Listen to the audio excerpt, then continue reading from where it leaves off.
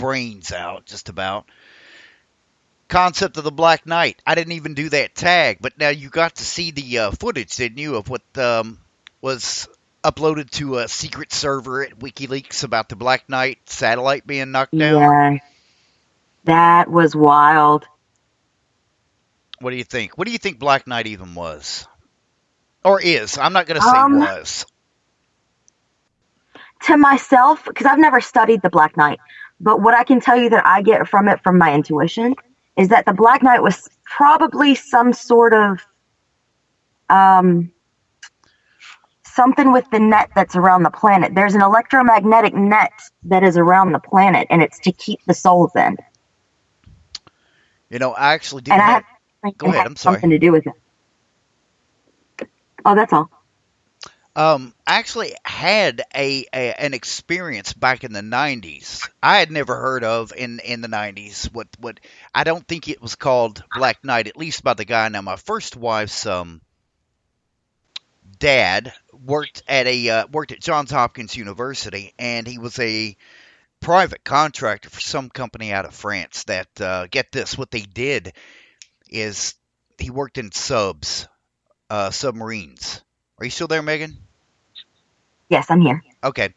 And what they would do is, his particular department is they would go into places they weren't supposed to go when they knew of a launching of a battleship or a destroyer or something. And, you know, just like in Star Trek, every ship has its own, what they called warp signature, but every ship has its own sound signature. And they would go and record this ship as it launches and put it in this Mm. database that, so when it's heard by others, it will pop up in the, you know, with a very particular sound, it'll pop up as, oh, well, this is the, you know, the SS bullshit or whatever the hell they named the ship. I'm just saying. Um, and he had some knowledge of some underwater places that he could not really talk about because they weren't supposed to be where they were when they saw these things. And he talked about Stargate, and he talked about this satellite that had been in orbit since before we, you know, allegedly could launch anything, and that this thing was just floating around in a it was a what, a semi-polar orbit, I think, and it was there because, and you know, Nikola Tesla said he detected the signal from this thing back in what, 1938 or 9, and Yeah.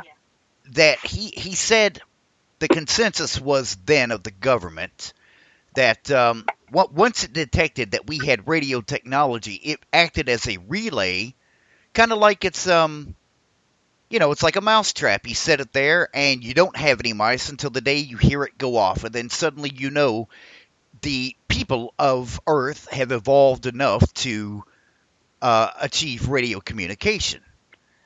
Ooh.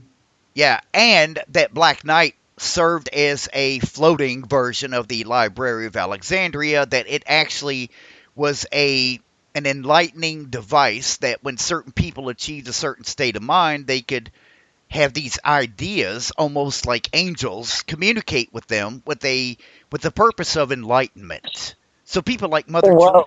Mother Teresa, Buddha, you know, all the great philosophers who were about enlightenment were actually in contact in the form of dreams with this device. That's a wild thought, isn't it? That is crazy, and it makes a whole lot of sense too. And wouldn't it make It's sense kind of that? like in the. Go ahead, babe. I'm sorry. Go. Oh. It's kind of like in the spiritual world, we have something we talk about called the Akashic records. Mm-hmm. That's what it reminds me of. Exactly. Oh my Exactly. gosh, what if it's like this device that records everything that happens on Earth? Every thought, every action, everything. Because that's what the Akashic records does. Exactly. There's two forms of everything also. Yes. Yes. Yes. That is just curious. You just set my mind off of a wild, Jimmy. I know, and the thing is, I actually mentioned that to Clyde Lewis one night on he did a show on Black Knight, and I called in and I was like, "Hey, I got this story," and he thought it was really cool too. I need to download that clip because I may have been drunk when I called him that night. I have a habit of doing that. called George. Well, now George Norrie, he had a guest on who was she was a part of the group that discovered what they think is the mummified remains of Nefertiti, I think. And Oh. I had actually been I mean, come on, I'm not an alcoholic, but I had a little American honey that night, right? And so I called and I asked her, I got through, and I asked her if Nefertiti had ever been depicted in hieroglyphs as a banana. And that just, he totally cut me off. But it went on the air, so I thought it was hilarious, but it was all just a prank. And yet there are people who have spent years trying to get through to George Norrie, but every time I call, whether it's him or Jesse Ventura, Jimmy Church, doesn't matter. I always get through. Something's on my side there. Oh yeah. In fact, I started thinking about Nefertiti and I totally forgot what we were talking about. Oh, Black Knight, right. Yeah, it's so, if the Black Knight was an enlightening device, would it not make sense that that would be something they would want to pull down? Absolutely. Because once you can get into the Akashic records, I'm pretty sure that you're close to getting your Christ consciousness if you haven't got it already. Yes, and people I mean, you forget. can channel from the Akashic records. You can dip in and out, but you're not going to have conscious, at least I don't think so. See, that's what people forget. I was talking to somebody else about this earlier today. We were talking about Jesus Christ. And Uh-huh. even Jesus said, you worship the message, not the messenger. And it's about being Christ-like rather than just simply, going to clock in, every Sunday or Saturday, whatever your religion is, at a church. It's about becoming Christ-like. I mean, Jesus said, and in fact, the Bible, I think, is one of the most philosophical books, because what did Jesus say? He said we can do all the miracles that he can do. You yourselves are gods. Yes, that the divine is within us. Mm-hmm. Absolutely within us. And now, of all the things, Werner von Braun did make a warning to people that said that one day the government is going to announce that yes, there's life out there, and they may even. Now, this was, of course, von Braun back in the days, part of that paperclip group. It's Mm-hmm. we're not going to prosecute all the Nazi scientists because we're going to give them some refuge if they can build up what we need them to build. But von Braun, AKA we can use them. aka what? I'm sorry. AKA we can use them. Yes, yes. And same with their doctors. Same with their doctors. But he said that one day the government would announce that we are at war with a superior race off planet, but it was going to be a hoax. That it was it was a type of control. I mean, what does the church do for a lot of people who do not expand their minds? And I'm not trying to offend anybody who's religious. I'm just saying that what they worship and what they read is written by the hands of man. And being imperfect, is it not possible that what we're reading and that all the books of the Bible aren't even there? But if Absolutely. an alien race shows up and they says, "Oh, well, everybody gets this little device that, guess what? It prolongs your life and eradicates cancer." Do you think the government would allow? I mean, they won't even allow a plant to do that. Do you think if aliens came down and said, "Here you go, people. Here's your eternal healing, and now you can live 200 years." Do you think the government? Everybody should know that they have everything that they need right now. No matter what, from no outside source should anything come. You have everything that you need, medicine, food, water that comes from the earth. You have everything that you need here. You don't need anything else.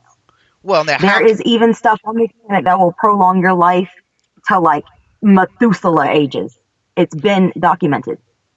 Well, how can that be? I mean, what about B17 and cannabis and stuff? I mean, shouldn't that help eradicate? Oh, yeah. Yeah, what's that all about? Yeah, Well, B17, you can. I know it's illegal here, but you guys can find it in apricot seeds. that's right. And oh, what particular? Wasn't there a particular chestnut? No, darn it. What was that tree? There was another tree that also had um darn it, the bitter almond tree. Is Hmm. that is that I think it has a high dose of B17. So yeah, it does seem kind of wild that even in the Bible, I mean, God says, "Hey, everything you need is right there." And they wage a war on a plant, don't they? Oh, I can't stand it. I'm so passionate about weed. Y'all don't even understand. Well, there's a friend of mine on Facebook, Stacy. I can't even remember her last name. Darn it, she has the cannabis page. It's a big green bus, and Oh, she drives around the country, right? And talking about the importance of cannabis, in mm. fighting cancer and other issues. What a dream, Well, the man. thing is that cannabis is kind of like a vitamin for your body. Why? Because your brain has receptors in it, just like your body has receptors for every other vitamin that is out there. Yes, And they cannabinoid. are not letting you have it. So what? You got a fucking THC deficiency? You need to fix that shit. That's right. It's been proven. It's been proven that cannabis was actually used a lot in the past. Hmm. So why would they want to ban something that could potentially heal your cancer? Because marijuana is a deprogrammer also, and I don't think many people know that. Marijuana THC, it's a very strong deprogrammer. Well, why don't you expand on what programming is for me there? Um, okay, what I mean by programming is the way you've grown up your whole life centered around everybody else's opinions, including your parents and yada, yada, yada, yada. For you to be without program means all that has to fall away, meaning your parents' opinion shouldn't matter to you and should have no input on your own thought. The television shouldn't be able to do that. When you smoke weed, you come out. The real you comes out. I have to That's admit. why people get those. Oh, I'm sorry. Go ahead. Oh no, I was just gonna expand on. I have to admit that when I used to go down to Red River Gorge here in Kentucky, and sometimes we would go down and we would get a little bit and take with us. And the first thing I notice that it is that in my mind, it literally feels like my mind is expanding outside of my head. You know what I mean? Mm-hmm. And I And that's actually a meditative exercise that you can use to what is it? Boost your consciousness or inflate your consciousness, something like that. right. And we all are repetitively programmed since what school, right? I mean, that's where we're, because they'll ask you this question when you're a kid: what do you want to be when you grow up? And if you say anything other than a profession, they'll let you know that they meant a job. What worker bee do you want to be? What worker ant do you want to be? In And if you service. say what you want to do, they're like, you don't really want to do that. That That's right. doesn't pay a lot. Yes. Oh, yes. Yes, yes. I've heard that. In fact, in my family, such a level of dysfunction you and I have talked at length about is your only value is the amount of money you earn. That's it. Hmm. Grow up, get a job, work 40 years, retire, and then die. Don't forget to get married and reproduce. Oh, yes, yes, yes. Yeah, you've got to That's an be a important part. yes, be a breeder. Yes. Some people think well, I mean, I can say that in a way I don't mean it as a derogatory statement to say someone's a breeder, but um there are so many people that purposefully just they continue to keep having kids because of all the quote benefits they get of doing so. And then they want to say, "Oh, the world's overpopulated." Well, why? Because you keep saying, if you have more kids, you get more of this, you get more of that, and you